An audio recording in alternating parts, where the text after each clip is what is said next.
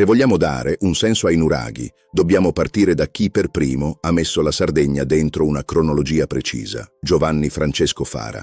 Pais lo chiama il padre della storia sarda e Fara, nei suoi libri, usa il calendario di Lucidus Samotheus.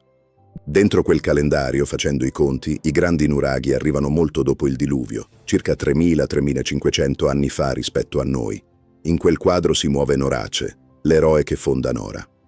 E qui la cosa interessante è che Norac, Nora e la radice Nur vanno a braccetto. Ainora, Nura, la Nurra, i Nurritani e più tardi paesi come Nurri, Nuragus, Nuraminis, Tresnurages, Nuraki.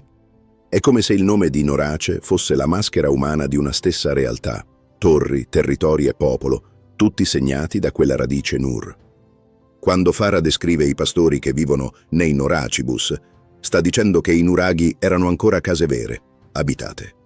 E Pais, riprendendo Fara, lo mette nero su bianco. I nuraghi non sono tombe, ma case fortezza, con la torre al centro e le capanne tutti intorno, sede del capo o dell'anziano. Attorno a queste torri ci sono tombe dei giganti, camere sotterranee, pozzi sacri. Qui entrano pettazzoni e rode.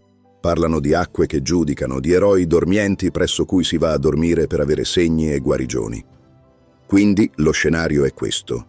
Sopra la torre del capo, sotto il mondo dei morti e degli eroi.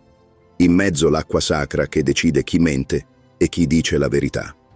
Alla fine, se tieni insieme Fara, Lucidus, Pais, Norace, i toponimi e i culti dell'acqua, i nuraghi smettono di essere un enigma di pietra. Diventano il centro visibile di una civiltà. Le pietre, i nomi e i racconti dicono la stessa cosa. I nuraghi sono la firma di Norace sul paesaggio sardo.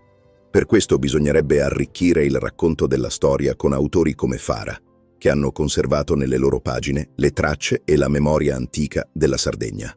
Grazie a tutti e al prossimo appuntamento.